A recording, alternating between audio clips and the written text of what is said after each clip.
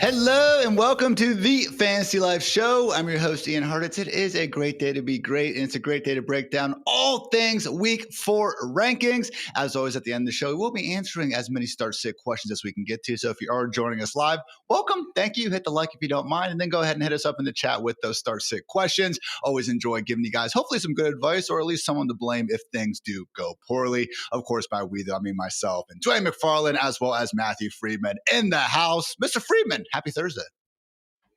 Happy Thursday. It's Thursday night football coming up. Excited. Week 4, like we now have solid data, like 3 weeks of information. So I feel like we have a much better sense of what these teams are and what they can do. So it's an exciting time really to be getting into the football season.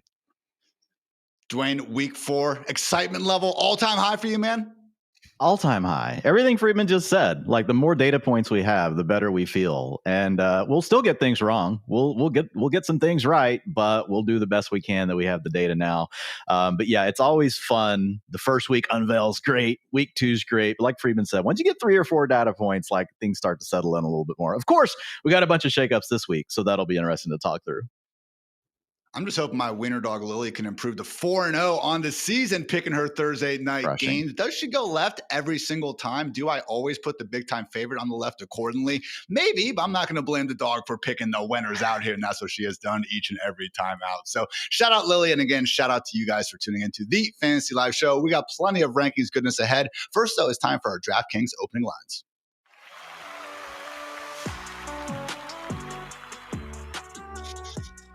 Nothing too crazy in the NFL world going on this Thursday. Something wild will probably break in the news as soon as I go ahead and jinx ourselves by saying that. But just a handful of updates I do want to run through. Starting off with Brock Purdy being first in line during pre-practice 49ers drills seemingly would indicate he is on track to start this Sunday's matchup here for the 49ers against the Jaguars. So good stuff for Purdy. Also good news, Dwain, for Justin Fields. He was a full participant in practice today ahead of this Monday night matchup against the Dolphins. Still needs to clear the concussion protocol, but once we see guys practicing in full, usually a very good sign that they are imminently going to do that. So right back on that QB1 borderline for you, Dwain.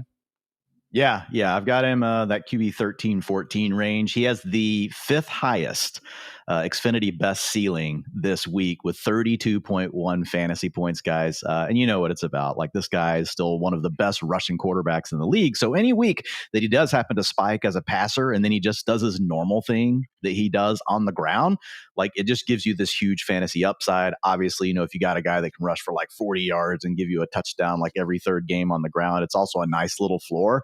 And this is using mine and Freedman's projections. A lot of times I'll just look at the ones that I've done because I know I'm working on the shares and everything, but Freedman works hard too, and I like to balance myself out. So even with Freedman's projections in there, the 6th highest ceiling of all quarterbacks on the slate this weekend. If you guys ever want to see some truly gaudy ceilings, let your boy Ian do some of those projections, but probably for the sake of our loyal customers, that is not a good idea. Last big quarterback injury to keep an eye on is, of course, Commanders QB1 Jaden Daniels. He is still limited in practice with that knee injury. Freeman, is there enough concern here for you to treat him as anything other than top 5 QB if Daniels is indeed out there Sunday against the Falcons? If he's out there, I'll have him as QB4, QB5, right where we would normally project him. And I will say the betting market last week kind of gave an indication that it would probably be Marcus Mariota. At the beginning of the week, it was positioned as if it was going to be Mariota, even though I was kind of thinking it might be Jaden Daniels. This week, the market is positioned as if it's going to be Jaden Daniels. And I'm, kind of doing the projections accordingly with that in mind. Robbing us of that Mariota versus Atlanta revenge game, but we cannot always have what we want in life. Also note, guys, Terry McLaurin and Bill Crosby-Merritt still not practicing. Terry's looking on the wrong side of questionable at this point. We did hear that Bill Crosby-Merritt was out there doing some things in the open portion to media, so I'm not completely assuming he's out yet, but again, back-to-back DMP, certainly not good news there. We will be seeing Zach Charbonnet make his return on Thursday Night Football per Ian Rappaport coming back from that foot injury. Once again, expecting a fairly split backfield between him and Kenneth Walker. Bad news out of 49ers camp, though. John Lynch did say that wide receiver Brandon Ayuk is, quote, not close to returning from that multi-ligament knee injury. Probably just chilling in your IR spot anyway in fantasy land. But yeah, not looking like an October return is necessarily the most likely thing in the world. That said, Dwain, we should be getting Chiefs wide receiver one Xavier Worthy back from the shoulder injury. He did practice in full again. Seemed like they maybe had a chance to push him, for that week 3 spot and decided against it. So are you expecting a full-time role for Worthy, Dwain, in his first week back? Man, it's so hard to say. But I mean, when you've been a full participant, like you kind of have to assume he's going to be in a somewhat full-time role. I'm just like holding my breath for that first tackle, Ian. Look, we talk about how size can be overrated, but when it comes to injuries and you're going to have someone that definitely in all scenarios, whenever you're Xavier Worthy, they're going to be heavier than you and they're going to be driving you into the ground. And your opponents know this. I really do worry about another in-game injury. Is his shoulder really going to be able to hold up through that? So my guess is they try to limit him a little bit, but man, it only takes one hit. On the flip side, Xavier Worthy only needs a little bit of space to make one play pay off. So I think he's really tricky. I'm going to have him, now that I've seen the full practice stuff, I still think boom bust wide receiver 4 this week. And then we kind of ease him back up the ranks as he gets healthier. I don't know what you guys think, but I just struggled to get him much higher than that. There's quite a few options I like this week at wide receiver. I'll probably be more so boomer bust wide receiver 3 range, but Freedman, it is scary because if he goes out there and if we didn't have, this just fear of him getting immediately injured, you could immediately argue he's a top 15 fantasy receiver. Yeah, you have to think he's still attached to one of the better quarterbacks in the league, and the depth chart there is just wide open. And I'll say in guillotine leagues, I feel like he's a sneaky ad. He's pretty cheap, but he's got a lot of potential and he's available in some of the leagues there. So that's an ad that I had in some of my leagues. But yeah, this week I agree with Dwain. I think he's on that wide receiver 3, wide receiver 4 borderline, but the upside is significant. We got the Packers wide receivers kind of on that wide receiver 3 borderline. I would say once you get to the Bills and some guys like Tyquan Thornton, Wan'Dale Robinson, Darnell Mooney, that's maybe the spot where I'm starting to take a little bit more of a chance on Xavier Worthy. But again, good news is just that he is coming back. Hopefully we'll know more about that role and severity of the injury this time next week. Last few notes, guys. Malik Neighbors is up to a limited session on Thursday. He is fully expected to suit up for Jaxson Dart's first career start. Probably not going to be seeing Alec Pierce, though. He is not practicing with that concussion. Would also know for the 49ers, they're bringing back Demarcus Robinson from the suspension list. Oh my gosh, how much help does Brock Purdy need? I kid. But Bears tight end Colson Loveland not practicing with the hip. Isaiah Likely still limited with the foot. Patriots defense getting reinforcements, though, in the form of number 1 cornerback Christian Gonzalez. And finally, guys, Sean Alexander and his wife Valerie are expecting their 14th child. Hot seat Phillip Rivers. Ball is in your court, man. Antonio Cromartie too. But congrats to the Alexander family. That is very cool. And accordingly, guys, let's get into the ranks. This has been our DraftKings opening lines.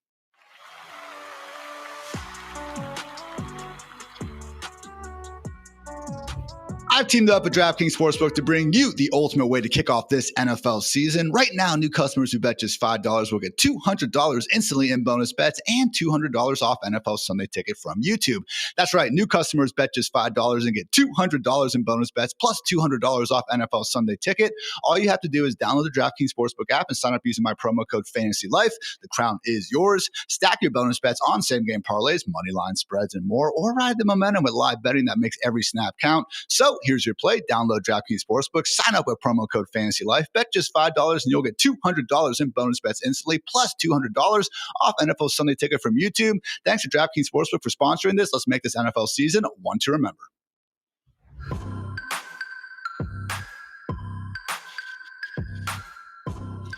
Breaking down some running backs here on the Fantasy Live show. Going to be showing you guys our top 24. And Dwain, I want you to stop me, man, once we get outside our circle of trust, okay? So I'm guessing everyone in our top 12 will be firmly in that. CMC, Bijan, JT, Cook, Achane, Saquon, Gibbs, Jacobs, Henry, Bucky, Hampton, and Kyron.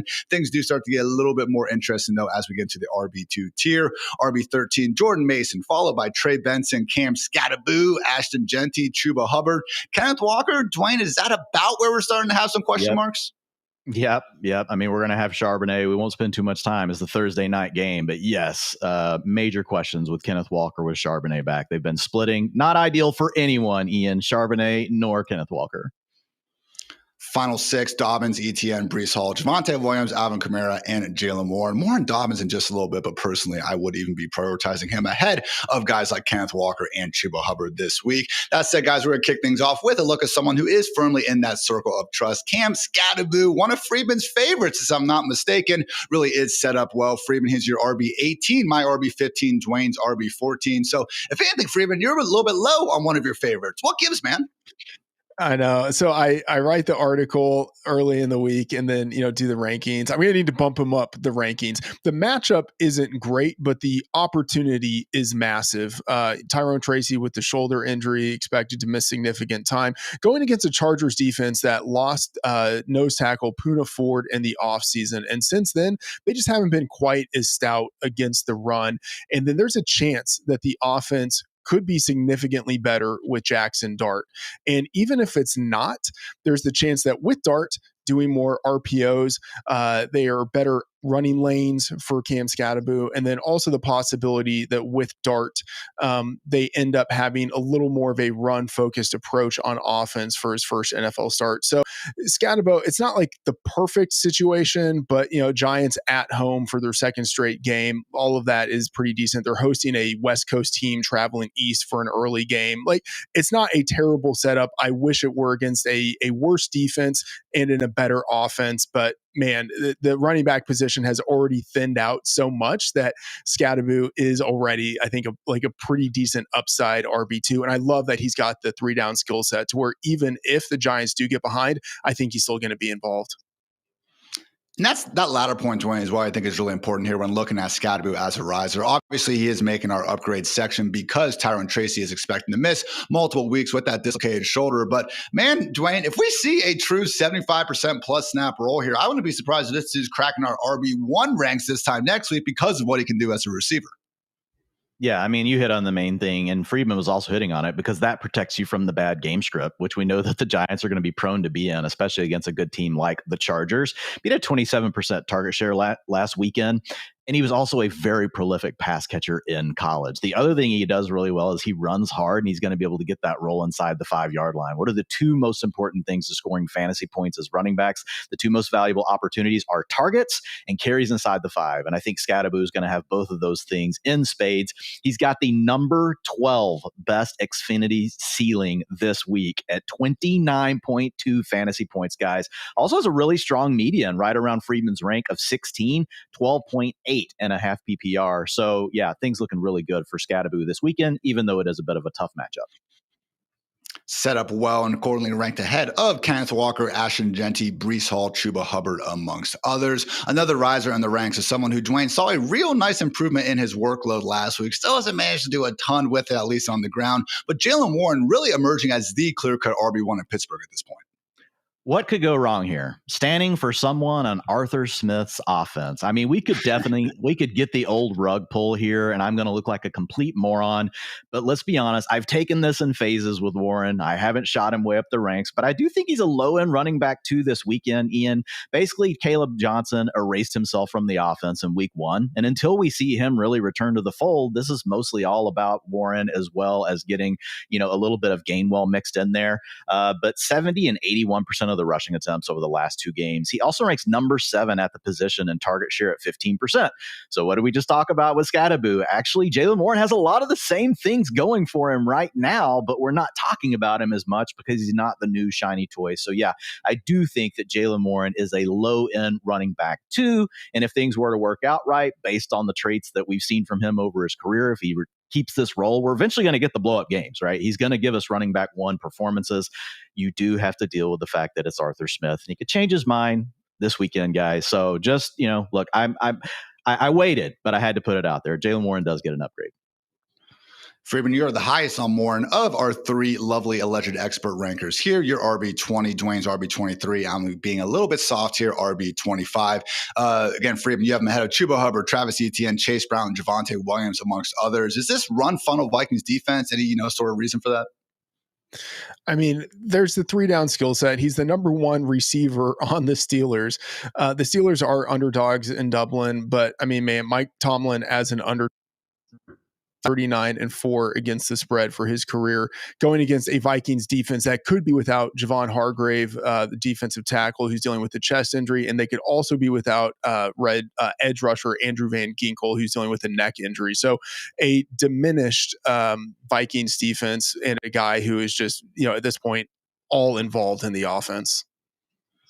We'll say, I know he's only averaging 3.1 yards per carry this season, guys, and let's face it, that is not very good. But the Steelers do rank 30th in terms of RB rush yards before contact per carry, just 0.1 ahead of the Chase Brown-led Bengals. So again, not saying that's exactly good because we got to deal with this and we just want them to score fantasy points, but I wouldn't be too harsh on Warren for some of that inefficiency. Hasn't exactly been dealing with one gaping wide open hole after another. So again, big time upgrades this week for Cam Skattebo and Jaylen Warren. Dwain, any other risers you want to talk about?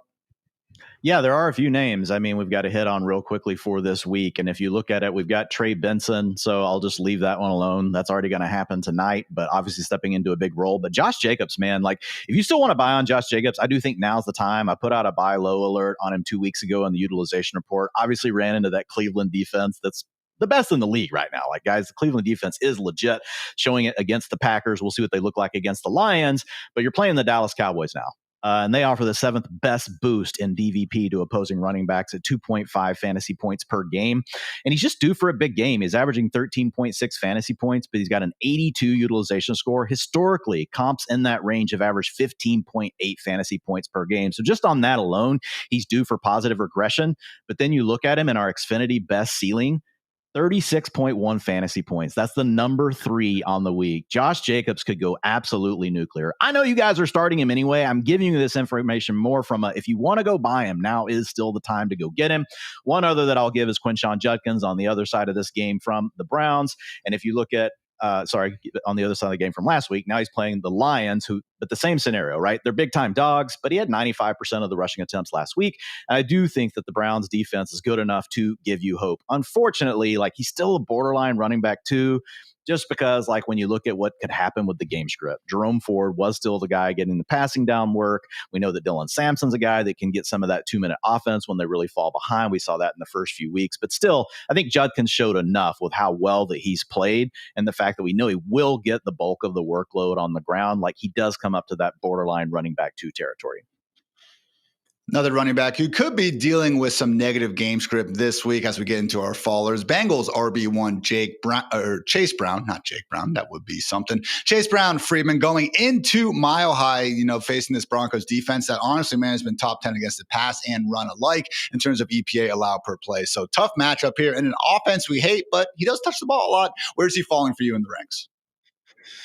Yeah, I mean, massive downgrade is what we're seeing. I think I have him as a low-end RB2, maybe RB23 thereabouts. But the matchup, as you mentioned, is really tough. Going into Denver, playing at elevation is really tough. But the biggest thing is the offense. And we thought that the downgrade from Joe Burrow to Jake Browning might be notable, but not catastrophic.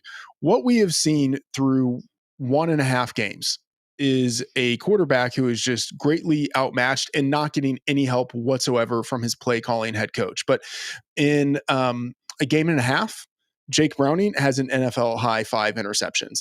He's just absolutely sabotaging the entire offense. So even though Chase Brown is getting the vast super majority of opportunities in that offense, it just doesn't amount to anything because that offense is just absolutely submarined. So very little interest in Chase Brown. You can't trade him because you're not going to get anything for him. You just have to hope that what we saw out of Jake Browning a few years ago when he played well in relief of Joe Burrow is what we end up seeing going forward. But for this week in a matchup on the road in Denver, I don't have much hope.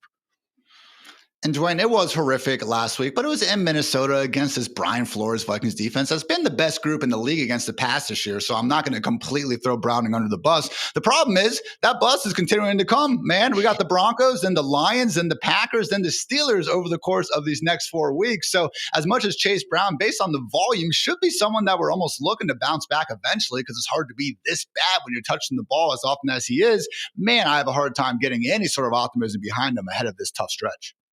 Well, here's the good news. Like, I did put him in the downgrades, so you guys can thank me later because the volume has been there. That means he's probably going to go off this week because that's how fantasy football works. When you're finally like, okay, we are actually going to downgrade this player that's getting a big workload. But Freedman hit on all the main things. I'll just add that like the run blocking for the Bengals has also been atrocious. It's not just the quarterback play. They rank dead last in PFF run blocking grade at 53.2. So if you look at Chase Brown, I think one of the funnier stats that we've seen is like, I think he's averaging 2 yards per carry, but he's getting all of it after contact. So, I mean, I think he's getting 2.1 of it after contact. So he's actually getting negative yards before contact. So it's not all completely on him, but yeah, it's just enough at this point. You're playing the Broncos. You're 7.5 point dogs. It's the 4th lowest team total on the slate. Just historically, man, when you're over a touchdown dog and you've got a terrible team total like that, it's just not a good combination really for any running back. 100%. Accordingly, guys, just our RB26 in the consensus ranks, we will be starting guys like ETN, Chuba Hubbard, Jalen Warren, and J.K. Dobbins, among others, ahead of the Bengals RB1. Another running back that, again, is not quite cracking our top 24, despite having a pretty freaking awesome Monday night and early start to the season. Lions RB1, 2, however you want to call him. We got, Knuckles, that's it, over here in Detroit. David Montgomery himself. Dwain, he's averaging a league high 6.9 yards per carry. He leads the NFL in rushing yards over expected per carry, and we seemingly don't care because goodness gracious is this Myles Garrett-led Browns front seven absolutely ferocious out there. Yeah, Monty looked great last week, and I don't think he's completely dead, but you just don't have an option other than to downgrade him against the Browns. I mean, after what we've seen from them and what they've done against these other also really good running backs, there's not a way for me, honestly, to keep him in the top 24. So I've got him as a borderline running back 3. A lot of you are still going to be starting him. There are positives. We've got a 27.7 team total in the Fantasy Life game betting model. Hat tip to Freedman for all the little tweaks that he does behind the scenes on that to give us an additional little edge. That's where we get things like the Widowmaker. And if you look at it, the Fantasy Life spread is 11.5 points, actually larger than the Vegas spread. So Freedman actually likes the Lions even more than what Vegas does. So there's enough there to keep Monty in the game plan. And it won't surprise me if he comes through with the touchdown. I just don't think you're going to see the massive rushing yards, that we've seen over these last few games, especially last week. He does still have to split with this guy named Jahmyr Gibbs, which can be problematic because we just don't always know who's going to get that carry once they get down inside the 5. Because I think that's really Monty's best chance this weekend is to punch in a touchdown. And the other issue, Freeman, is as much as everyone's always kind of look at this backfield like, okay, Gibbs is the explosive pass catcher. Monty is more of that, goal line vulture, early down guy.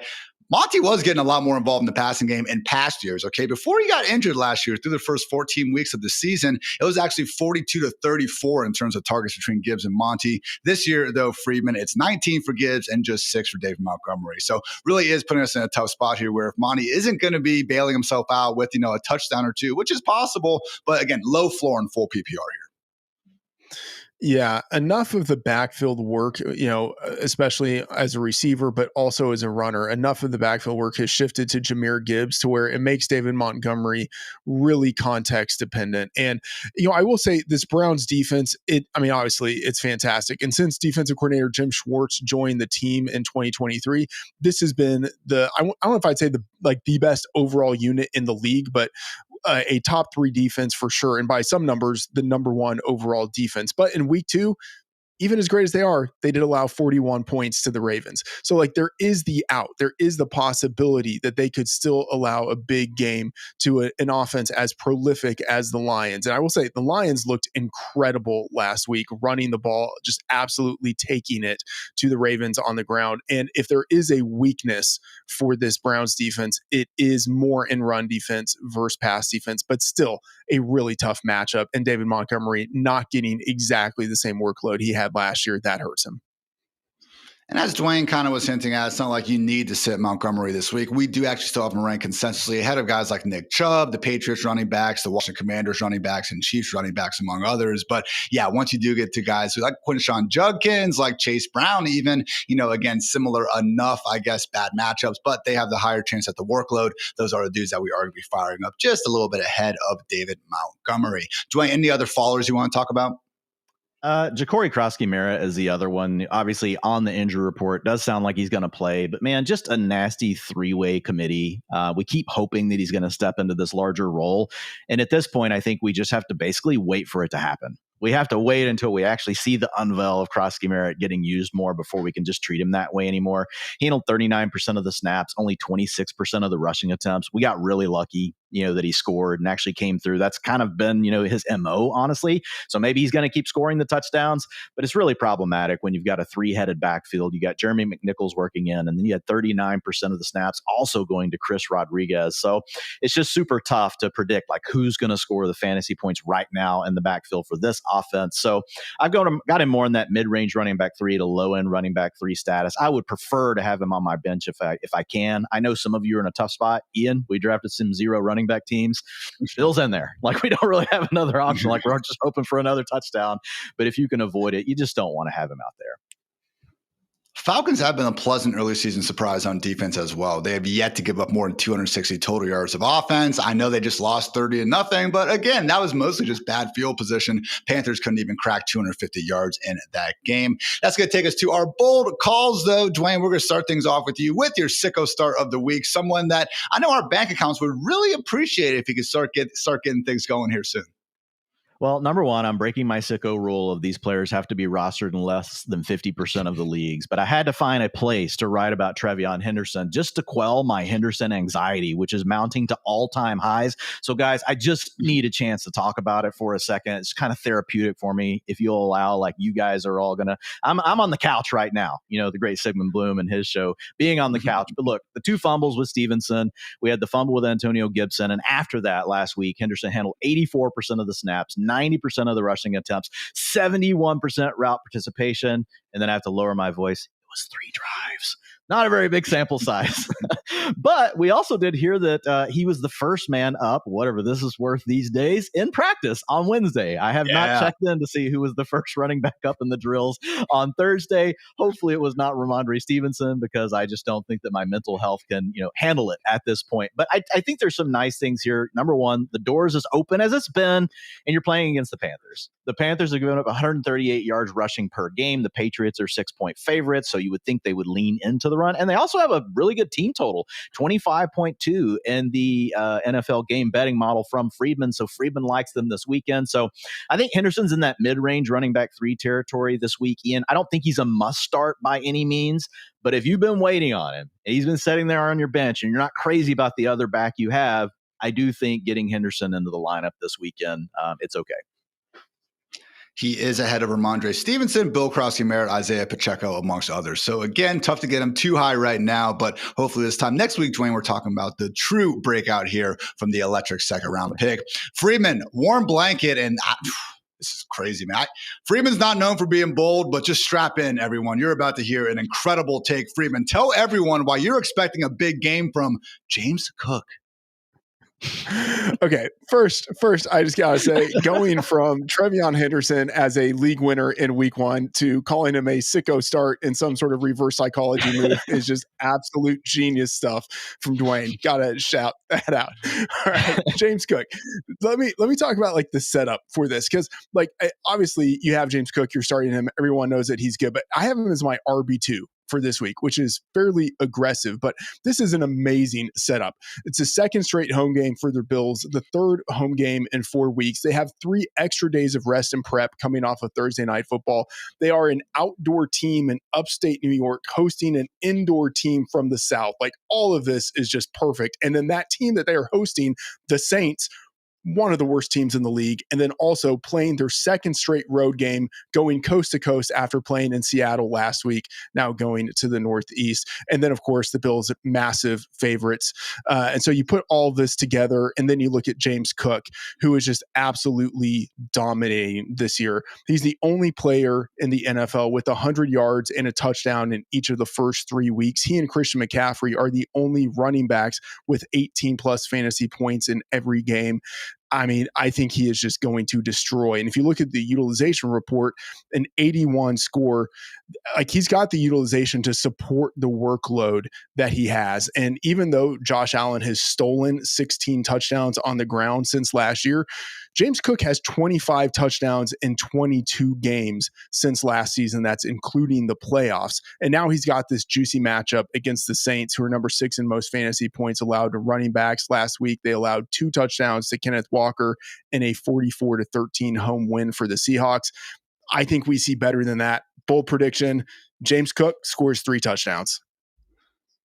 You guys heard from Freedman. Get James Cook in those starting lineups, and if he busts, then you can go ahead and blame Mr. Freedman. For our Hartitz heater, I'm going with J.K. Dobbins, 120-plus yards and not 1 but 2 scores on Monday Night Football against that overmatched Bengals defense. So as much as everyone has their rookie fever and is just dying for R.J. Harvey to become a thing, how great of a story is J.K. Dobbins going into Denver, taking that starting job, averaging 5.4 yards per carry, and looking freaking good while doing it? It seems like every single week he's made at least a play or two that really does call back to, again, the pre-injury Dobbins that just had some of the most electric jump cuts out there and really has been a handful for tacklers to get to the ground pretty much his entire career when he has been healthy enough to get out there. So love me some J.K. Dobbins this week. I mean, again, he's tied for 8th in rushing yards over expected per carry. If R.J. Harvey would have made that freaking sweet catch that then Dobbins, tightrope down the sideline last week, we would not be hearing the end of it. But again, everyone's still so butthurt about blowing that early round pick on Harvey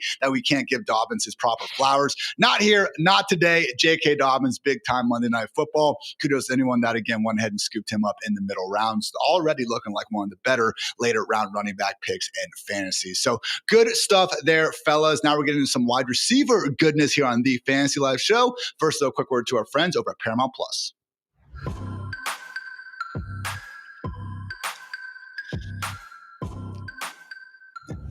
You can't count on much these days, but you can always count on Sundays with the NFL on CBS and Paramount Plus. That's right, football fans. Watch your local NFL game live every Sunday on CBS and Paramount Plus all season long. And this Sunday at 4:25 Eastern is a must-see matchup between former MVPs when Lamar Jackson and the Ravens fly into Arrowhead Stadium to take on Patrick Mahomes and the Chiefs. Visit ParamountPlus.com/NFL to get started today and count on Sundays for another must-see season of the NFL on CBS and Paramount Plus.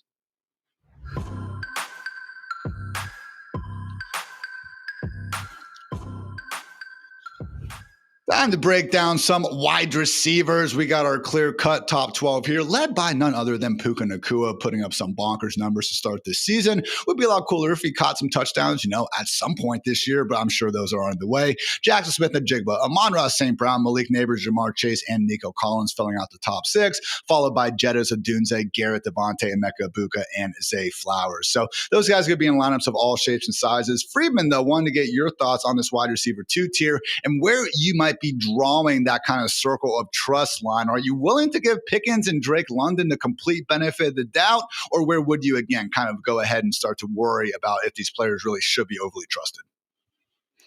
I think it's at number 13, A.J. Brown. I mean, I know he was great last week, but, that was just 1 week. And this is still a very run-heavy offense for the Eagles. And then after that, questions about Tyreek Hill because of the offense he's in, questions about Ricky Pearsall because of the injuries. I'm drawing the hard line right between tier 1 and tier 2 at A.J. Brown. Certainly would help Pearsall. Jawan Jennings remains sidelined, but now Ricky dealing with his own knee issue, I believe it is. So I do like that note. Cortland Sutton, wide receiver 18, followed by T-Mac, Debo Samuel, Keenan Allen, Lab McConkey, Jacoby Myers, and Brian Thomas Jr. But fellas, we're going to talk about a riser first and foremost, who is firmly in that circle of trust, and why wouldn't he be? My man is absolutely balling. Emeka Ibuka, Dwain, a situation where, it really has been running hot in terms of just being awesome out there, making one-handed catches over Sauce Gardner. And again, looking every bit like the first round talent that he was drafted to be. But you also take away Mike Evans, and you have a situation now where, my goodness, Baker Mayfield might have no other choice but to force feed this man some targets. Yeah, we could get Chris Godwin back this week, but my thought is we probably get some sort of a ramp with that. So I do think that Emeka Ibuka is the clear-cut number 1 wide receiver for this team this weekend. It's not a layup environment by any means. You're facing off against the Eagles, who have held opposing wide receiver rooms 6.2 points below their season average. So they're the 7th toughest matchup right now for wide receivers. The Bucs carry a subpar team total of 20 points.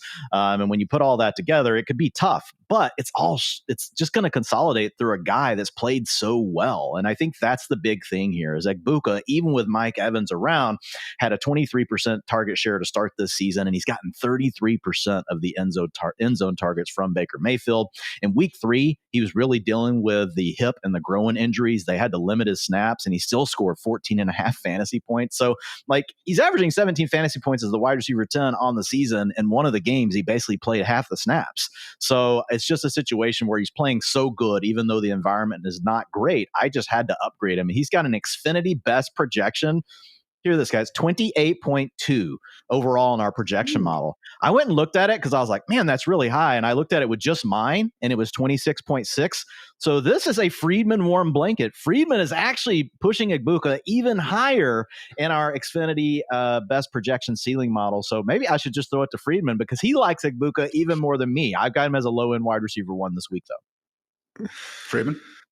Yeah, I'll say that the projection is a little bit different than the ranking. I'm a little bit lower in the ranking because I'm trying to almost outbalance a little bit what I'm seeing in the projection. Because with Mike Evans gone, with us being uncertain about the workload for Chris Godwin coming back, it's just easy to project a lot of work for Emeka Egbuka, who has looked amazing to this point in the season. The main problem with him that everyone had during the offseason was, okay, really interesting talent, first round draft capital, but he went to a team that's loaded with wide receivers.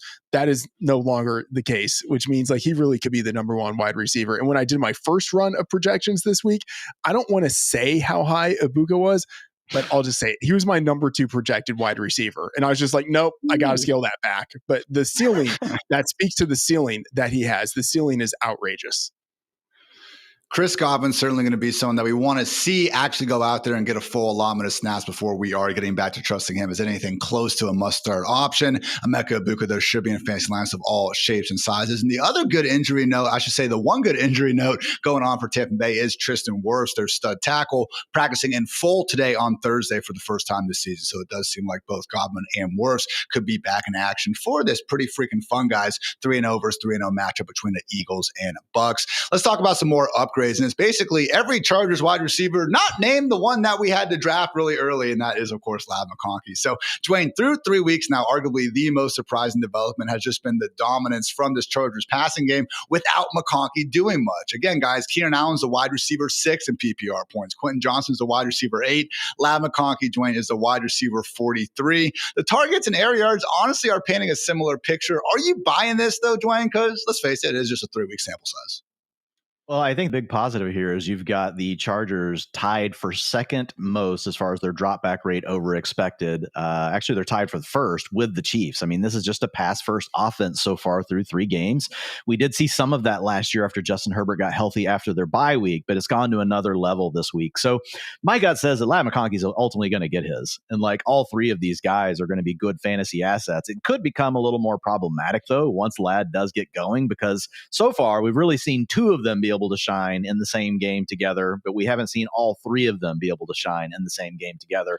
But how are you going to knock Keenan Allen, dude? He's averaging 18.8 fantasy points per game. Oh, guys, by the way, we talk about how hot all those rookies finished. The name we never talk about was old wash fat Keenan Allen scored 18.6 fantasy points per game over the last 4 games of last year in your fantasy championship, man. The dude was going nuts and helping people win. We don't want to talk about that, though. We can only talk about Brian Thomas Jr. and Ladd McConkey and the young guys. And I get it. We all love the young players. But Keenan was balling at the end of last year, and it's hand in glove with him and Herbert. So I think it's Keenan feels the most locked in, to be honest, right now of all these guys, even though his routes are lower. I think Quentin Johnston is the one that we've seen enough for 2 years. I think he's playing great. I think he's going to continue to have value. But I think we could certainly get games where Ladd McConkey is going to be more valuable than Quentin Johnston. But at this point, honestly, I don't see how you bench any of these guys, and I think McConkey's included. And that really is reflected in our consensus ranks. We have Keenan as the wide receiver 21, Ladd 1 spot behind wide receiver 22, but QJ still up there at wide receiver 26. So Freedman, we have these guys ahead of Jameson Williams, Devonta Smith, Chris Olave, Michael Pittman, Marvin Harrison Jr., Jalen Waddle, amongst others. And yeah, okay, it's going to be tough for all 3 of these guys to eat during any given week. But if they were going to, this matchup against the Giants certainly does seem like one of those boom spots where, yeah, Justin Herbert could throw for 300 yards and 3+ touchdowns, and we wouldn't think much of it. Yeah, you look at the DVP tool we have, the Giants number 2 in most fantasy points allowed to wide receivers. So there is the possibility that all of these guys just end up going off. And to echo Dwain's point, what's really encouraging about this is that the Chargers are now featuring a pass-heavy offense. And what correlates with that, they are playing with much more 3 wide receiver sets this year than they did last year. So all of those guys are on the field running routes at a much higher rate. So that gives all of them an enhanced opportunity in any game of going off. So, and I will say one quick thing on Quentin Johnson. His progression last year was kind of underappreciated. Like he had such a bad rookie year that when he had like a acceptable second season, people still didn't really appreciate it as like a significant step forward. So I think I don't want to say he's like Devontae Adams or anything like that, but like the early career troubles and then the projection of him getting better each year, like we've seen something kind of similar to that with Quentin Johnston, and the offense that he's in, like he does have significant ceiling. So I'm encouraged by what we've seen, and especially with this offense leaning into the pass after Greg Roman made his bones in the NFL as a run-focused offensive coordinator. Like this is, to me, like Daniel Jones, big surprise, but what the Chargers are doing on offense and how they're doing it, that to me feels like the biggest surprise of this season so far.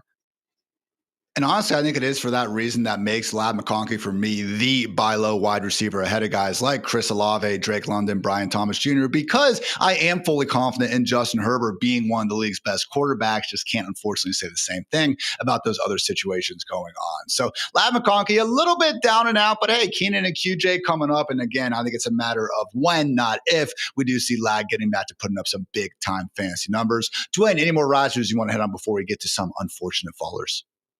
Yeah, I got a few more names for you guys here. Matthew Golden is the biggest one. He saw his most extensive action in week 3 at an 84% route participation. Yeah, we would like to see more targets, a 16% target share, but the Packers were moving him around the formation, 21% motion at the snap. That is a really good number. Also getting him involved in the screen game. So there are signs that they want to get some payoff off of their round 1 pick. And then we've got Jaden Reed out right now. So it's just an opportunity. Tucker Kraft still dealing with a little bit of that knee injury. You know, he's on the injury report this weekend. We fully expect him to play, but might not be 100%. So when you look at it, he's got an Xfinity best of 22.3 fantasy points. He's our number 44 wide receiver overall in the projection model, but that puts him in that boom bust wide receiver 4 category. And a lot of you guys that are playing in deeper leagues, you know, and you've got to start 3 wide receiver and 2 flex, I think that Matthew Golden is definitely on the menu this week. It could be the blow up game for him. So get ready. You're playing the Cowboys, man. You're playing the Cowboys. You guys all saw what the Giants did to the Cowboys. Now, Malik Neighbors is a big part of that, but if there's a team that you're wanting to start your wide receivers against, this is not the Browns from last week. This is the Cowboys. So it's a great matchup. I think we will be talking about maybe a couple Packers wide receivers here in short as we get into our bold calls. Unfortunately, guys, do got to go through some fallers, guys that are tumbling a bit down the ranks. And it feels weird to say that, again, a faller is someone who went for 131 yards and 3 touchdowns the last time he faced his defense. But Freedman, unfortunately, T. Higgins does not have Joe Burrow throwing him the ball this time around. We do have to deal with the Jake Browning experience. So we know that T can always, again, go up there, make a spectacular catch, and just find his way into the end zone. But at this point, unfortunately, you are treating him more so as a boomer bust wide receiver 3. And man, even with your wide receiver 39 ranking, really isn't wide receiver 4 territory at this point. Life comes at you fast. Yeah, I mean, I just recorded the Chopped show earlier with Paul Charchin, and we were talking about T. Higgins, and it's like, is he droppable in some leagues, like in guillotine leagues? Is he droppable? Like he was on waivers in one of these leagues, and no one made a claim for him. Like I talked with Dwain last week. We got together for barbecue. It was a great time. Ian, sorry you weren't invited, but I digress. The reason I mentioned this is because we were talking about T. Higgins and number 2 wide receivers, and how when an offense really diminishes in its capability, it's the number 2 wide receiver who is much more impacted than the number 1 wide receiver. And you see that in the projections and the rankings. Like Jamar Chase, obviously a slight downgrade, but T. Higgins falls off of a cliff. That's just the impact of not having Joe Burrow within this offense. So like T. Higgins, if you have him, you're going to be tempted to start him because you look at him and you think he's someone you should start. But man, just based on the projections, based on the rankings, and based on the downside, and then especially based on the matchup this week, I don't think you can start him.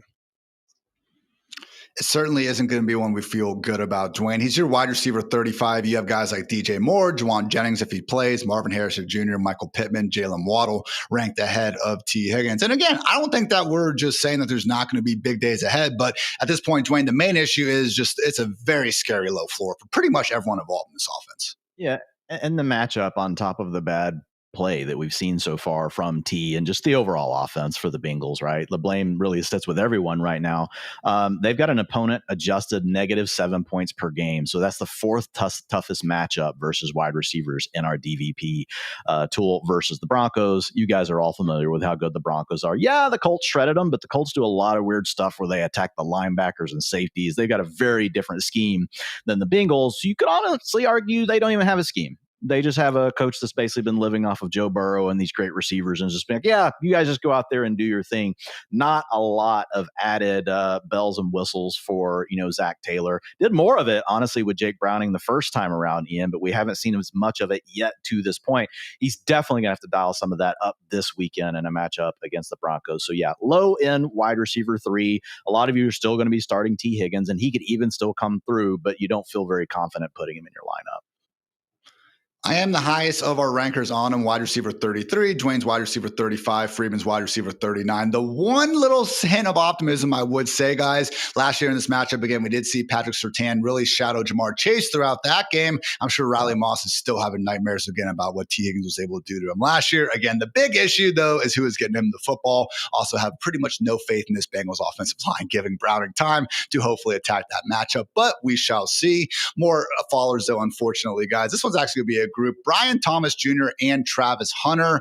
Look, we are squeezing, Brian Thomas Jr. barely into our top 24, basically giving him one last chance. That said, Travis Hunter is outside the top 50 for Dwain and myself. Man, really is just an unfortunate situation. Freedman, where I think we agree that these are still two talented wide receivers, but man, whether it's Trevor Lawrence just unfortunately not being able to do pretty much anything downfield, maybe you could blame Hunter's snap rate. Maybe you can blame these players themselves for just simply not making enough of their opportunities. It has been a tough start for these pair of first-round talents. Yeah, and I mean, they've been dropping the ball a lot, especially Brian Thomas Jr. And you look at the drop rate for their quarterback, Trevor Lawrence, and it's like 14 or 15% of the passes he throws are drops, which is just like an unreal number. That's part, but also it feels like there's something going on with Brian Thomas Jr. that like, I don't know. Sometimes there's just stuff to where it's like the numbers look kind of okay, but like I can't explain why there's a significant difference with Brian Thomas Jr. this year. And then Travis Hunter, he's just playing much more at cornerback than anyone wants. 43 snaps on defense in each of the past 2 weeks. As he's played more on defense, he's playing less on offense. And Liam Cohen even said in conversation with the press this week that like they're not going to give Travis Hunter more playing time with De'Ami Brown out. They're not going to change his role within the offense. That is really discouraging. So I think it just has to be downgrades all the way around. Again, Dwain, Brian Thomas, still someone we have ranked ahead of DK Metcalf, Jameson Williams, Devonta Smith, among others. But Travis Hunter at this point, I mean, I know we have him in several leagues, too many leagues that, we can say right now, not even close to touching our starting lineup, unfortunately. Yeah, I mean, look, you can't rely on him. Freedman hit the main reason, playing so much at cornerback right now. Like he's actually playing in the role that we hoped he would play in, which is he's playing from the slot. They're moving him around. They're giving him some easy looks, doing all these things that like hopefully you would think that then like the talent would just take over, right? And we saw a little flash of that last week in the game where he made like a defender miss, turned out of the first tackle and then made the second defender miss. So we saw like just a little glimpse of it. But yeah, to Freedman's point, hearing that quote, I saw that this week. He's not going to be playing in 12 personnel. We're not going to be moving him out of the F position. So basically they're saying we just want him to play this one little role. And so that means even when he's not playing cornerback, he's going to be game script dependent. We need them to be using like the multiple wide receiver sets and things like that. So just looking really bad for Travis Hunter. I wouldn't want to drop him just because we know that he's the number 2 pick overall. He was a very prolific college wide receiver, but you can't have him anywhere near your lineup. I will just say real quick on Brian Thomas Jr., the biggest issue, man, is last week they went to a rotation in their receiver room. He had an 84% route participation. I'm like Freedman, like there's something I can't put my finger on, but the vibes are really bad. And again, like you said, we've still got him right there at that borderline wide receiver 2. But I just wonder if there's something going on between him and Trevor Lawrence and the coaches, because he just doesn't seem very interested in being a Jaguar right now. I'm not trying to put words in the man's mouth. All I'm doing is just reading the situation, but I can't get my arms fully around it. If you look at him for the season, the targets and stuff are all fine. They're where they need to be. He's got a 58% catchable target rate, and then when he does get a catchable target, he's dropping it, so it's pretty bad. Again, I think what makes it all the more weird is the fact that they have been dropping the ball, and we have guys like Parker Washington, Diami Brown making plays, and we don't have, again, the first-round talents in BTJ and Hunter doing that. Dwain, I will say, man, looking at some of these charts, Puka Nacua, JSN doing their thing, Parker Washington this year is third in targets per route run among all wide receivers that qualify, and 10th in yards per route run. Maybe a sicko option for you, particularly with Diami Brown out? Yeah. No, I actually thought about him this week, but I had already written about 2 Jaguars in the downgrades. So I was like, all right, I can't go with a third Jaguar, but it would have made sense, actually, with what I had written about. Can never go full on Jag. I respect you for that. Any other followers you want to get to, Dwayne, before we do get to your sicko start? Yeah, I mean, we already hit on Hunter, but Calvin Ridley, you guys already know. Like, man, like Cam Ward just does not look good right now. Ridley's got a 24% target share, but he's got the 12th lowest catchable target rate at 60%, slightly above Mr. Brian Thomas Jr., who we just talked about, though. So what that does is, like, you look at his targets per game, and you're like, it's okay, 6.7. But when you then scale that down to catchable targets per game, it's only 4. And when you're playing for the Tennessee Titans and you're only getting 4 catchable targets from bad quarterback play, man, it's unfortunate. Like, Ridley's getting his targets, but he's a mid-range wide receiver 4 for me moving forward. And it starts this week. And playing the Texans, man, tough defense. Derek Stingley, though, not practicing right now, so hopefully gets that alleviated a little bit. That said, I could just see that Will Anderson-led pass rush pretty much ruining the day for Cam Ward and company before it begins. I do like Ridley after this week, though, guys. Cardinals and the Raiders. Maybe I'm still coping because I drafted too much for him a few short weeks ago, but I would like to think at some point this season the Titans are going to establish a decent, or at least not the worst offense in the entire league. Hopefully the play caller change is going to help with that. But regardless, Dwayne, time to get into your sicko start. Someone who, again, done it in week 3. That said, the underlying utilization still looking very strong. Yeah, these are the kind of cool opportunities that we look for when the player's role is actually growing, but they somehow actually dud in the box score. Because honestly, guys, they don't happen a ton throughout the season. Typically, you get guys that are already established that might dud, but no one's dropping them. No one's getting rid of them. No one's going to trade them to you. They're just going to hold on. But when you have an unknown player like Franklin, that Troy Franklin for the Broncos, everyone got excited about it last week. Everybody started adding him to their rosters after the big game. And then he comes up with 2.8 fantasy points. He was the most dropped wide receiver this week over on Yahoo. He's down to 35% rostership in Yahoo. He's in less than 10% of the lineups. He's so far down, I can't even get to him. Like, you eventually Yahoo only shows you so many names. So I can't tell you for sure how many lineups he's in, but it's not very many. But to your point, Ian, he actually had his best utilization day of the season from a route participation standpoint, 94%. He's still the number 2 target earner on the Broncos for the year at 21%, right behind Courtland Sutton. Courtland Sutton's not even in another tier from Troy Franklin right now as far as like what their target shares look like. They're really close. And man, they're integrating him into the offense. He plays 61% of the time from the slot, so he's getting the easier matchups with linebackers, safeties, and they're giving him targets on screens 37% of the time. And I get it. Like, if you're just looking at him as a talent, like, people could look at it and be like, well, he's fluky. They have to design stuff. But in fantasy, I don't care. Like, you want to give me free targets to a guy, and then he's still a second-year player that could also still get better as the season goes along. I think there's a lot of things to like about Franklin. And he's one of my favorite kind of sicko plays because he's a boom-bust wide receiver for this week. But, man, if he booms again and he comes out with another, like, 93% route participation, he's also going to be back at the top of all the waiver wire ad columns again next week. So anytime you get a guy that's a sicko start that also could be someone that you're looking forward to hanging on to on your roster, I really love those. So Troy Franklin, yes, he's my sicko call of the week for wide receiver. I'm happy to shout out the screen targets because that really surprised me too. He's got 7 this season. RJ Harvey only has 3 and Marvin Mims only has 2. So honestly, there's more meat on the bone here because Troy Franklin only has 1 deep ball target, and that came on kind of a scramble drill play anyway. So like that call. And Freedman, I like this call as well. Let's talk about your warm blanket. You beat me in the ranks by 1 spot. Matthew Golden about to do very, very bad things to our Dallas Cowboys.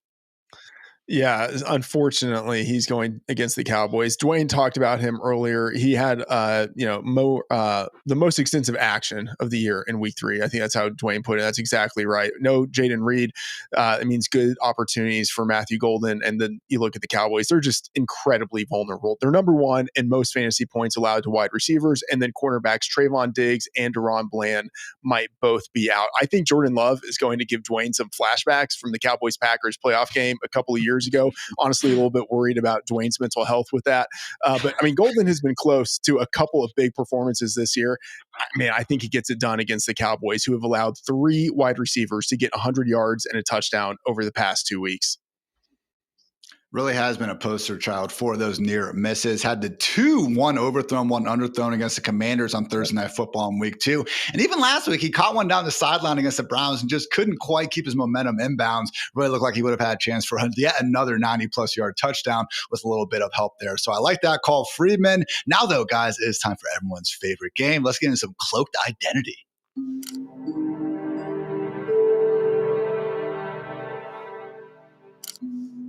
Freedman and Dwain do not know this player that we got in one of those who's that Pokemon graphics right now. And accordingly, I'm going to give them 3 clues and see if they can figure out who it is. So first clue, gentlemen, this is a former day 3 pick by way of Nevada, has 16 career touchdowns since entering the NFL in 2022. Romeo Doubs. Hey, look at that. 1. Proud of both of you. We finally did it, Freedman. We finally did it. Freedman and I also talked over barbecue about how we suck at this game and we should be better. And that we get to Thursday and our brains are fried. Wow. And people are probably like, I saw Freedman. Nevada. It was the Dobbs. It was the Nevada. Nevada, not that many guys in the NFL from Nevada. And for some reason, that school just stuck in my brain with Dobbs. But then also, I will say, you gave away the game a little bit earlier when you said Packers wide receivers we're going to be talking about in the bold section. You just love Romeo Doubs. That's true. So I do love Romeo Doubs. Ian is a Romeo Doubs lover, man.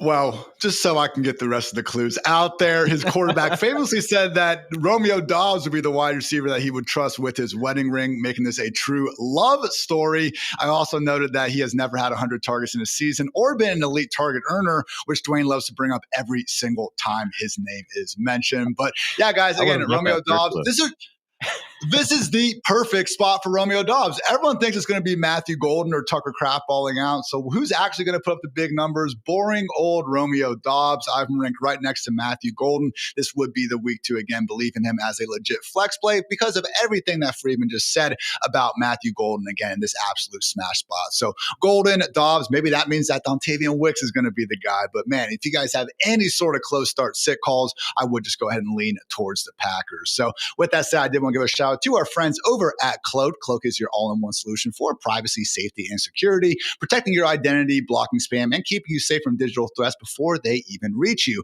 We love data over here. In fact, there's a weird infatuation with it, but we don't like our data being exposed to data brokers from around the world, and accordingly, Cloak has you covered. Cloak will scan for your info, your name, address, phone numbers, all that, and erase them from more than 140 data brokers online, cutting your spam, scams, and risk of identity theft at the root. You can get started with Cloak's free risk scan at cloak.com/fantasy, courtesy of Matthew Berry's Fantasy Life, to see where your personal information is exposed, and then sign up with the 20% off code fantasy. Again, that's cloak.com/fantasy with that 20% off code fantasy.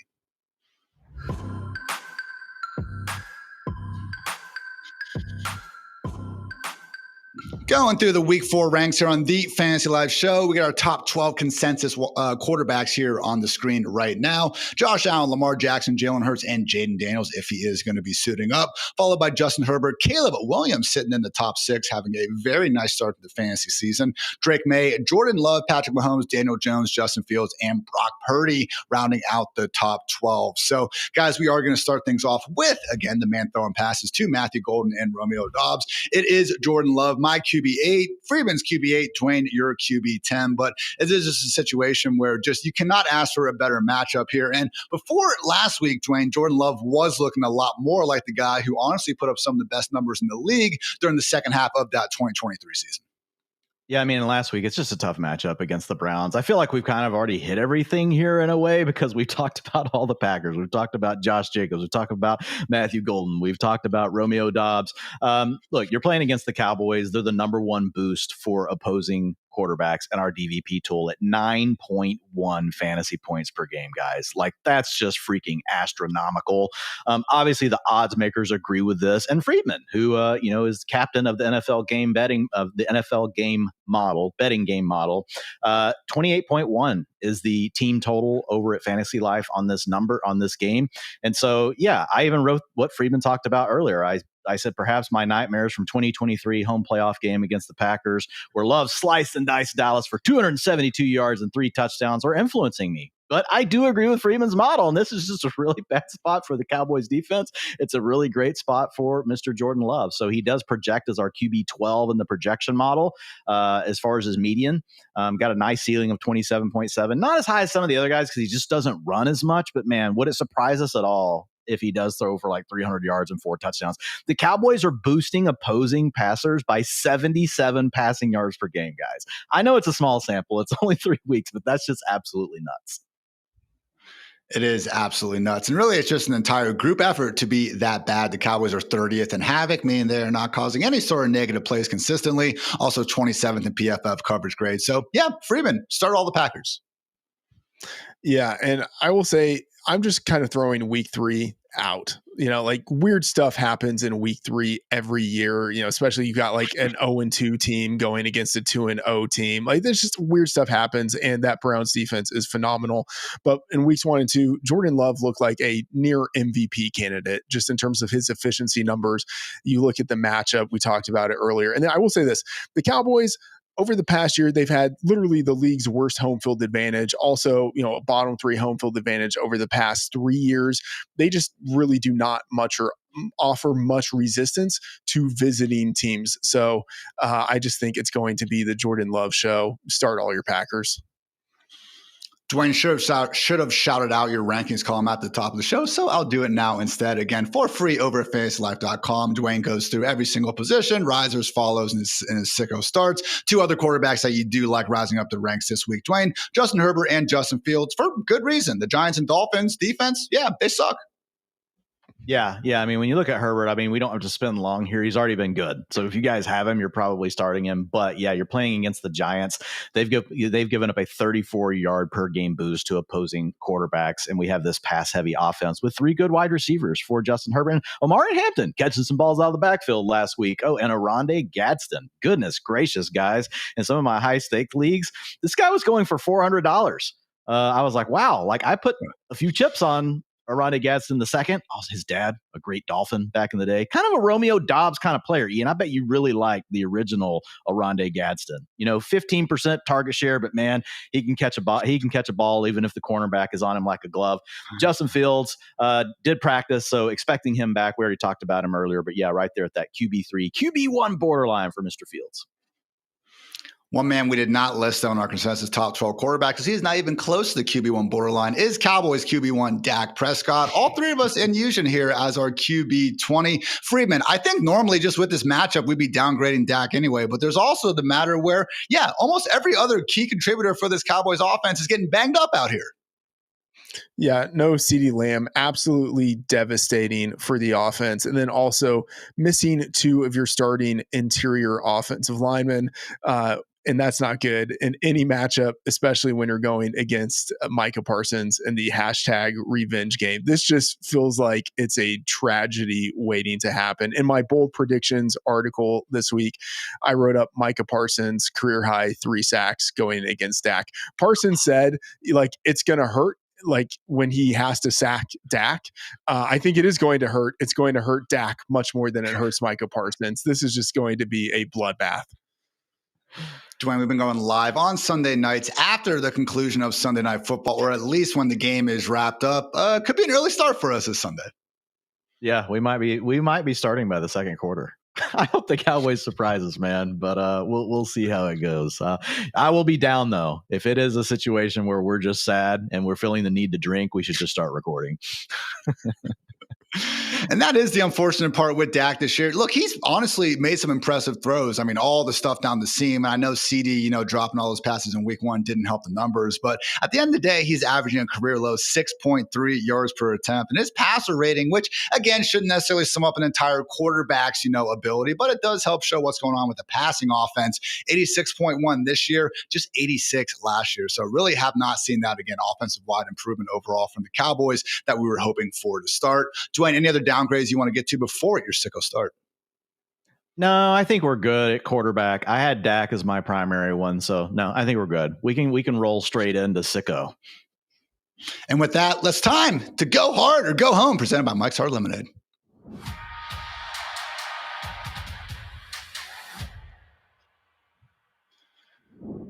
Are you going to go hard in your league and start these guys, or will you go home? This is Go Hard or Go Home, fueled by the bold flavors of Mike's Hard Lemonade, the official drink of those who go hard for their league. Dwain, who are you going hard for with your sicko start this week?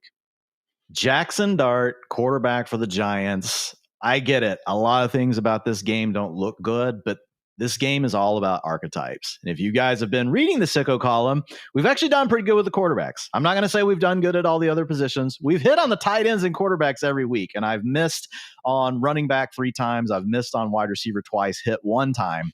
But I have a similar kind of player that I pick every week. I don't know what's going to happen when I run out of this type of player being available, but last week it was Tyrod Taylor because he does run around. Week 1, it was Daniel Jones. Trevor Lawrence, I did manage to hit on, guys, the 1 week that he actually did score fantasy points this week, and that was in week 2.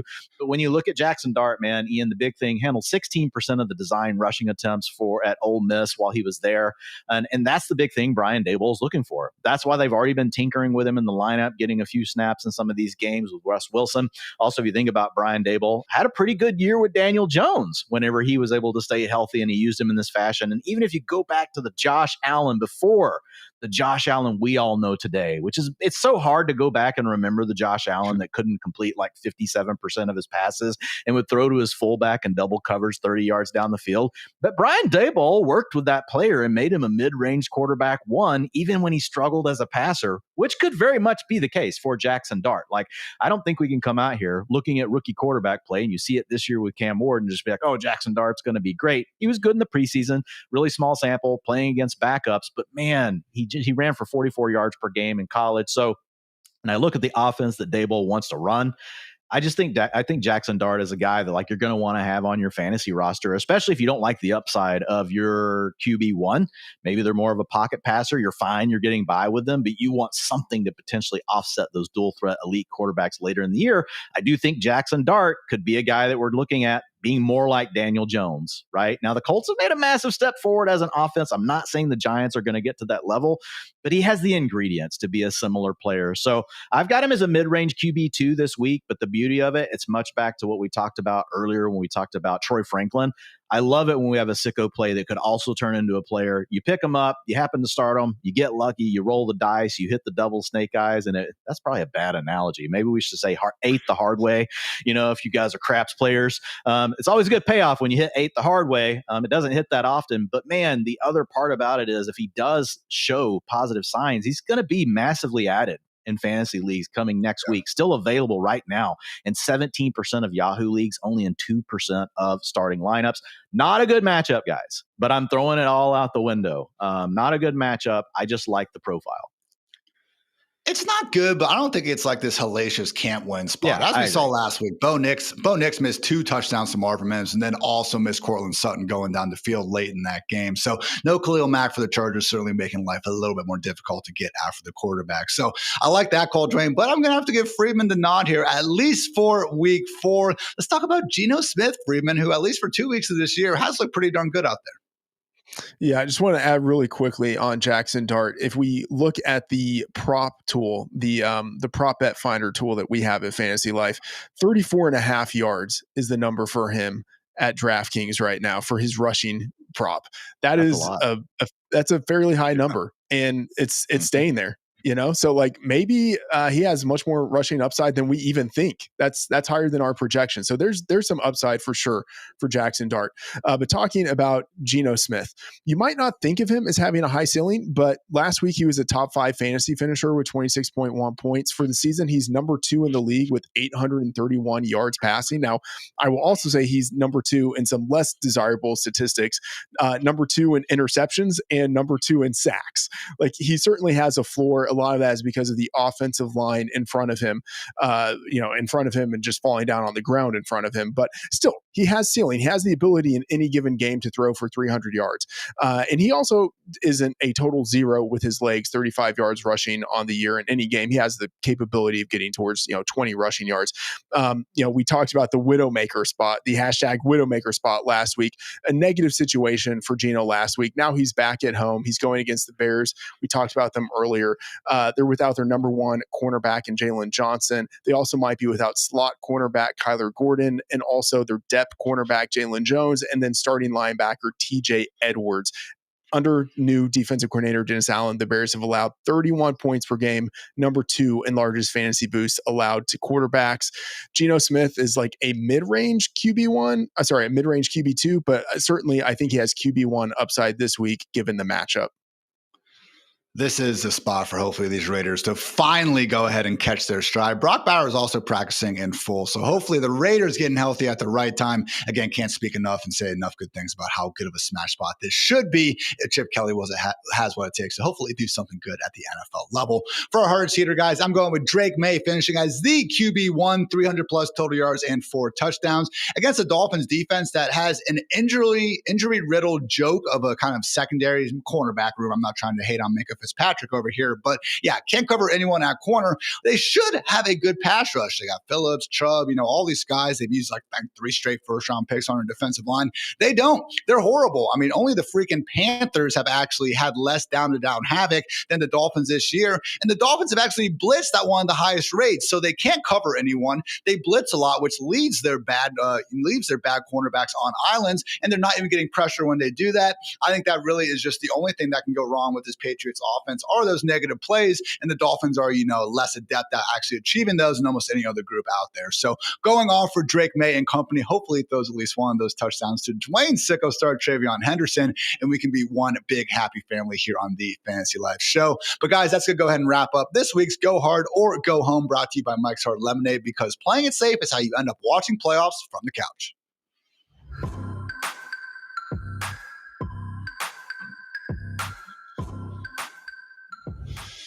Guys, we're getting to tight ends and then some start sits in just a minute. But first, I want to shout out our friends over at Xfinity because we are introducing the 5-year price guarantee from Xfinity. One internet price, 5 years guaranteed. Life is unpredictable, but the price of your internet should not be. You can get a reliable price for a reliable connection. And by all in, we mean all in. Get Wi-Fi equipment and unlimited data included because, hey, change is always happening. RB1 seemingly never repeat. 2030's fantasy wide receiver 1 may not even be in college yet, but no matter what changes in 5 years, the price of your internet will stay the same. Learn more at Xfinity.com. Do note that restrictions apply. New residential customers only. Taxes and fees extra and subject to change.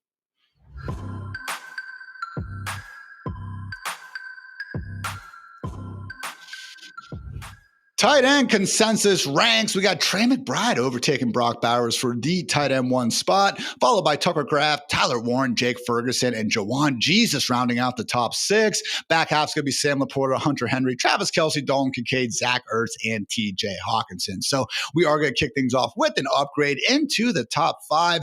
Mr. Jake Ferguson for this Cowboys offense that, yes, is missing the multiple offensive linemen, but Dwain, I mean, he was already getting plenty of targets here, and now you take away CeeDee Lamb. I really would say Jake Ferguson should be considered the favorite to lead all tight ends in targets this week. Yeah, I personally owe Jake Ferguson an apology. I said a target. I would be happy to give him another target, but he doesn't need me to give him another target because he's already got a 26% target share on the season.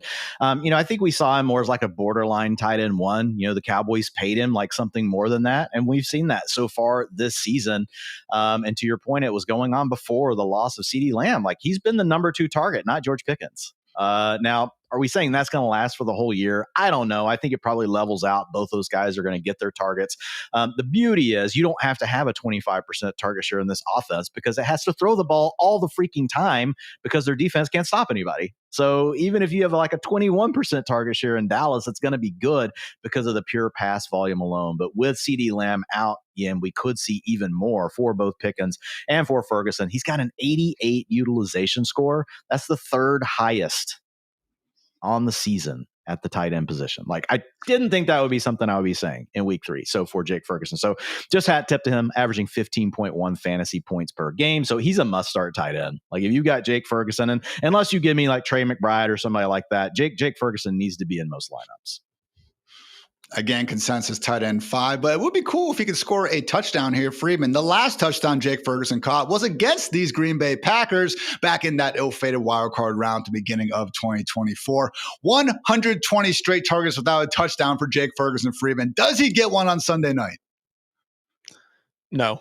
I'm just going to be as negative as possible when it comes to these Cowboys. They get shut out because Dak is just on the ground, sacked by the entire defense of the Packers. But Jake Ferguson is still going to get a lot of targets. I will say it's a little bit discouraging. The targets, that's great. It's coming in an offense that as functional as would have wanted, and still just 5.7 yards per target, which is what we saw last year. He doesn't have the same, at least to this point in the season, he hasn't displayed the explosiveness that he had early in his career when he had, like 7.5, 8 yards per target. It's just a lot of dump offs, and like that's fine in PPR leagues, but it's nothing I really want to get too excited about. And the fact that they are fairly inefficient targets makes me feel like it's not as sticky and losing some of those targets. But then there's the question, who are they going to give those targets to? And I guess there's really no one else in the offense except maybe Pickens. But I think as long as CD is out, Ferguson feels like a really high floor tight end, but I'm just still not all that excited about it because he's not really doing all that much with the targets besides catching them. The thing is, tight ends, just real quick, is all you need is the targets. If you get the targets, you're going to score in fantasy points just because there's so many guys that don't get them. But to Freedman's point, just super fast, like it's all coming underneath the defense. Like he's got a 4.9 average depth of target right now this season. So essentially they're letting Pickens run off the deep stuff. CD was working intermediate, and then Dak's coming underneath to Ferguson. So, and when you get into these trailing game scripts, that's what defenses give you. They basically are asking you to throw that pass. And that's also, to Freedman's point, it's not like super efficient, like he's not getting a ton of yards with it, but we see tons of tight ends. Honestly, that's the same role Trey McBride plays. Trey McBride plays the same exact role in Arizona, and we don't worry about it. So, I mean, I would just push back a little bit. I don't disagree, though, that we probably won't get a touchdown this weekend, as sad as it is. Oh, you guys are freaking just you hang out with Freedman too much, Dwain. Too much weapon stuff going on. Well, there. If you lived here, I'd have barbecue with you. If I had One day barbecue we'll with Ian, I would have 3 touchdowns projected this weekend. So just facts. in this economy, no less. So again, we have Jake Ferguson, tight end 5, Juwan Johnson, tight end 6, but honestly, that probably is where our circle of trust ends. And it gets even kind of flimsy right there. 2 tight ends who are definitely not in the circle of trust, not even cracking our top 12 this week, reside in Cleveland, David Njoku and Harold Fannin. Dwain, it's one of these things where I think we've seen both players, even Fannin even more so, I would say, impress with their opportunities this year. But the one man who really hasn't impressed, unfortunately, has been Joe Flacco. Even though he leads the NFL in total pass attempts, averaging just 5 yards per target, yards per attempt. And Dwain, not exactly looking like a bounce back spot here against the Detroit Lions.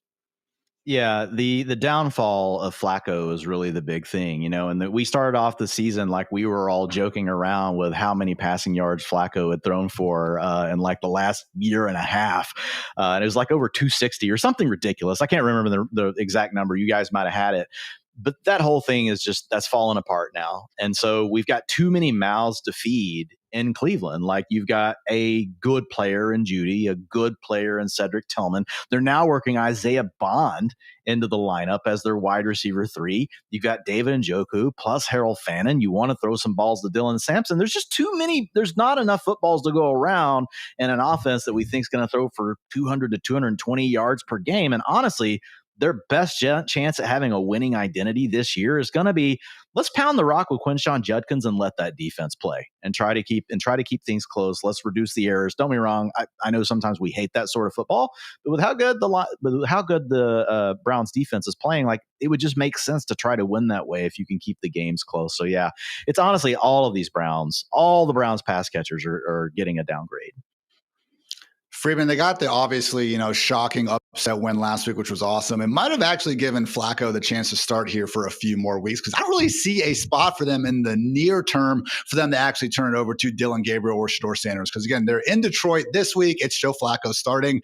Next week, they're against the Vikings in London. That seems like a weird spot to go ahead and throw a rookie into the fire, obviously, because you're in London, but also just a matchup. And then they're in Pittsburgh. I mean, I feel like the Dolphins in week 7 in Cleveland, probably the earliest we see a rookie, but then again, if Flacco keeps on putting up stinkers, man, who's to say? Yeah, I think it's going to be Flacco for the next month or so. And if they win games, maybe even beyond that. And with that defense, they can win tight, low-scoring games. So the offense is really disappointing. Flacco specifically as a passer, not nearly the volume we were expecting. Or let me rephrase that. He's passing a lot. He's just not getting the volume in terms of yardage. And then I think the big thing is that there's just too much of a target tree for this team, where if it had just been David Njoku and Jerry Jeudy, fine. But you add in Harold Fannin, you add in Cedric Tillman, and my Jerry Jeudy shares very much dislike me. So I can't look at this Browns offense and think that anything good is coming out of it. In the passing game, the running game is different. The passing game, you just got to avoid. Let's turn those frowns upside down with some bold calls. Dwain, I know one of your favorite pastimes is taking one of my failed bold calls that actually had good process, and then you actually benefiting from it the following week when things, of course, go right. So talk about Mr. Sicko start this week. Cade Otton coming off a goose egg when I predicted he would have a great game. What a call by me. Yeah, look, I mean, why not go with something that's working? Like, I mean, look, if it ain't broke, don't fix it, is what they say. So Otton, the big thing here is when we didn't have Mike Evans, didn't have Chris Godwin. I know, guys, we could have Chris Godwin back this week, but 19.8 fantasy points per game over a 3-game stretch last year for Cade Otton. We think Igbuka is going to be the funnel, but you could also have the Eagles trying to just really focus on taking away Igbuka. They did a pretty nice job with CeeDee Lamb in week 1. Obviously, there were some rough drops there in that game that would have made the game even better for Lamb. But when you look at Cade Otton in those games, man, in the 19.8 fantasy points, that's really all I need to see. Like, so he could be the number 2 target in this offense for the next couple games until Godwin gets going and until Mike Evans returns. So yeah, give me Cade Otton, only rostered in 6% of Yahoo leagues, only in 1% of starting lineups. So yeah, this is a sicko call. Meanwhile, Freedman, been getting a lot of warm blankets out of you today, but not 4 for 4. We do have a wet one to throw in for it, Mr. Dalton Kincaid of the Buffalo Bills. Yeah, I got to stay on brand with at least one wet blanket in this show. And Kincaid has been, very productive in fantasy points to this point in the season. But I talked about this matchup earlier in the warm blanket with James Cook. This is sort of the flip side of that. How many pass attempts do we think that in this fantastic matchup that the Bills are, probably going to win by like 20 points? How many pass attempts is Josh Allen going to have?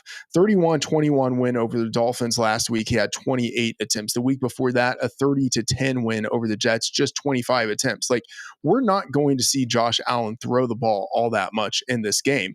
And if that's the case, then I think it means that Dalton Kincaid, probably 4 to 6 targets. Like, that's a decent floor, but he doesn't really have any ceiling. He's been, incredibly efficient at turning targets into touchdowns and into yards, but that's not really something that we can count on consistently. And so if he's having just 4 to 6 targets in this game, that means like he's got a very clear path to, like, I don't know, 2 receptions for 18 yards. Like, that is well within the range of outcomes for Dalton Kincaid. He just doesn't have the full utilization that we want from a guy that we are ranking this high. And part of it just speaks to the uncertainty of the tight end position, but I feel really uneasy about Dalton Kincaid this week. Like, in guillotine leagues, like, he could get you chopped, like, if he has like 2 receptions and 19 yards, and that is very possible. Again, Bill said that everybody eats mantra, which obviously is awesome for them. They score a lot of points and they win a lot of football games, but not so great in fantasy land. Each of Josh Palmer, Khalil Shakur, Dalton Kincaid, and Keon Coleman between 13 and 18 targets this season. Tough to have, again, too high of weekly expectations for anyone when things are being cut up that equally. For my hard seater, I'm going with Zach Ertz scoring 15 plus PPR points. I think sometimes when we see wide receivers missing from lineups, we accordingly, and rightfully, go ahead and upgrade the other wide receivers involved, but maybe don't put enough respect on a volume hog tight end like Mr. Zach Ertz. I mean, already on the season, even with healthy versions of Debo and Terry McLaurin, it's Debo with the team high 21 targets, Terry there at 17, and Zach Ertz there at 16. So this dude has averaged 10.7 PPR points per game since week 1 of last season. That's more than Sam Laporta, Tucker Kraft, Jake Ferguson, Dalton Kincaid, and TJ Hawkinson, among others. Yes, he's old, but so is Travis Kelce and a bunch of other guys that we continue to rank ahead of Zach Ertz for no real good reason. I am hopeful we get Jaden Daniels back, but even if not, guys, Marcus Mariota revenge game, why wouldn't he be feeding Zach Ertz all the targets he can handle? So give me Zach Ertz again going off here. I do have the highest rank among the trio of us at tight end 11. So good stuff, gentlemen. That is going to wrap up our ranking segment of the Fantasy Live show, but now it's time to get into that chat. Start sit coming at you.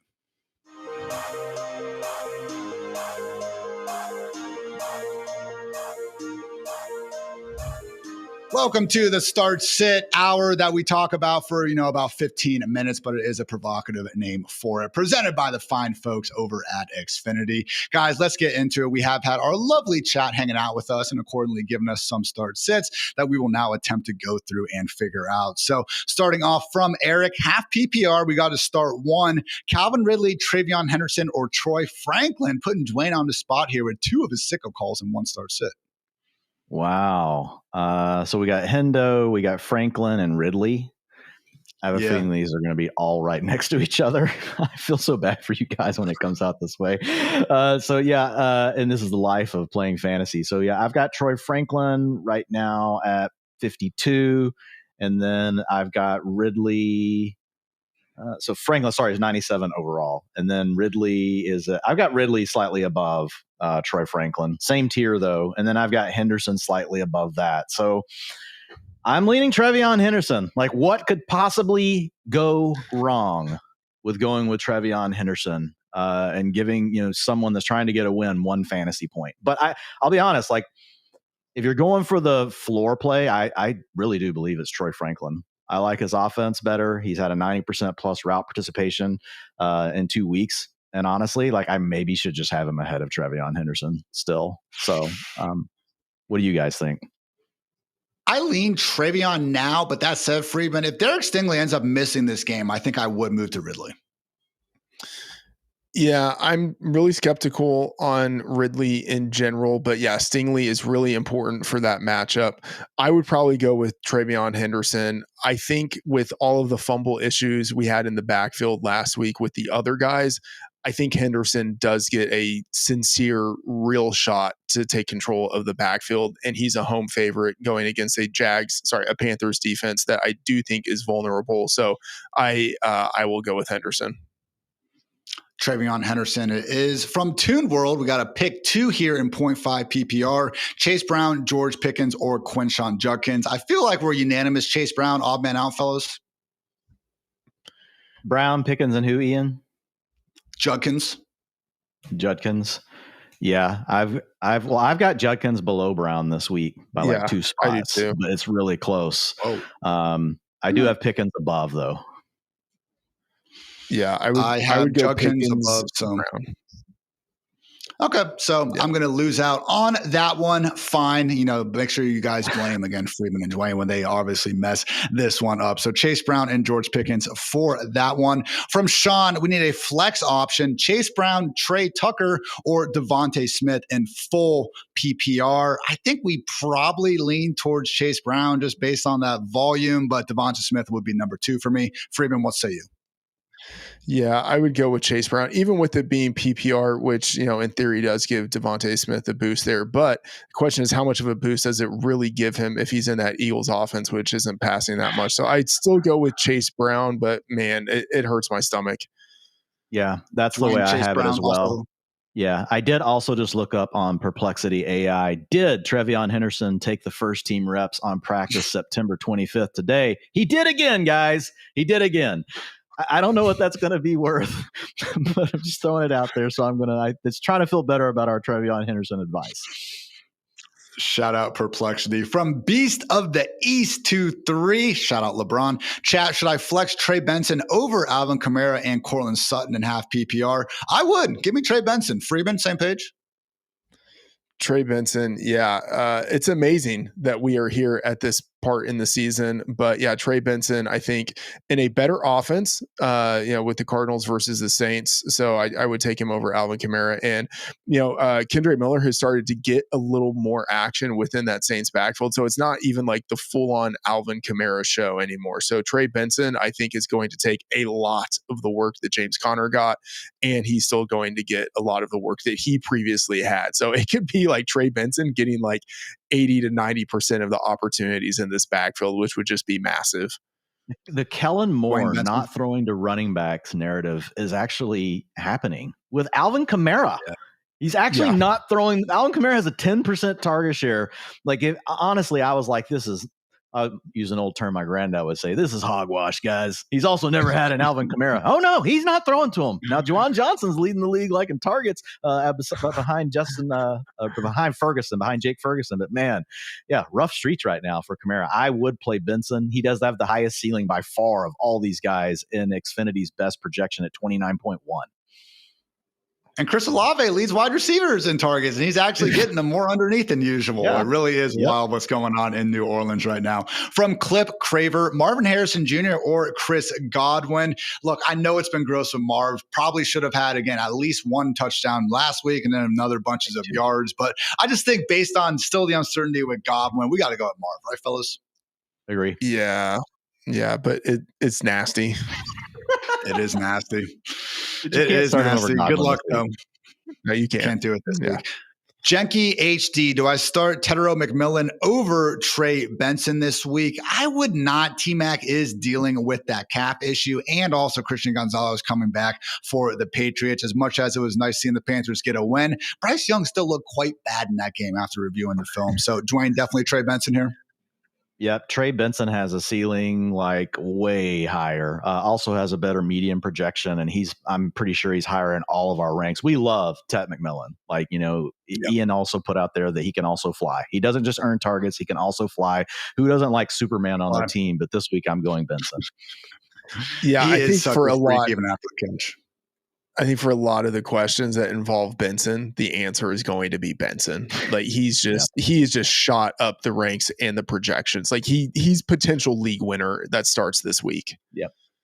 And accordingly, Crab's Leg Stevenson wondering Benson or Judkins. Yes, I can speak for all of us and say it is going to be Trey Benson, particularly just in this tough spot for the Browns and Detroit. From Jose Rodriguez, he needs one running back and one flex. This is a good problem to have here. Bucky Irving, Devon Achane, listen to me out though, Jordan Mason, and T-Mac. So T-Mac's going to be a no.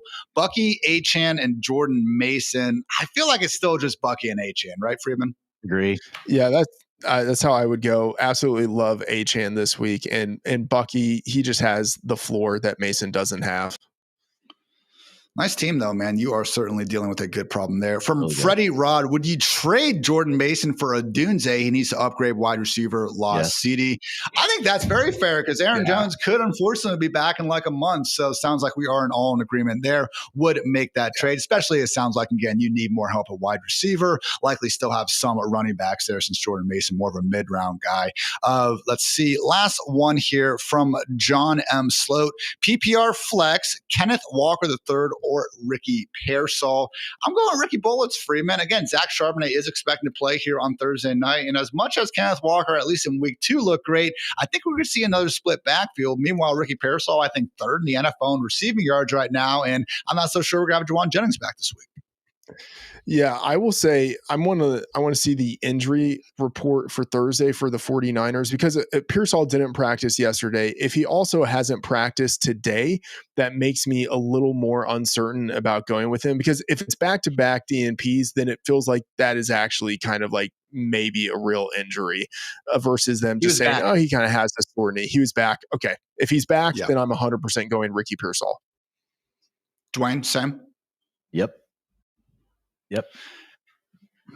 A man of many words. And with that, everyone's going to wrap up our Start Sit here on the Fantasy Life Show. We appreciate you guys as always. Good luck. And I will say, if you have another Start Sit question, check out our Start Sit tool presented by Xfinity over on fantasylife.com. It takes our ranks and goes ahead and tells you who to start and who to sit. Helps you get the best choice or gives you someone to blame, but we hope it is the right one as always. So for Freedman, for Dwain, for producer Matt, for producer Kelsey, I'm Ian. Thanks again for tuning in. Until next time, take care, everybody.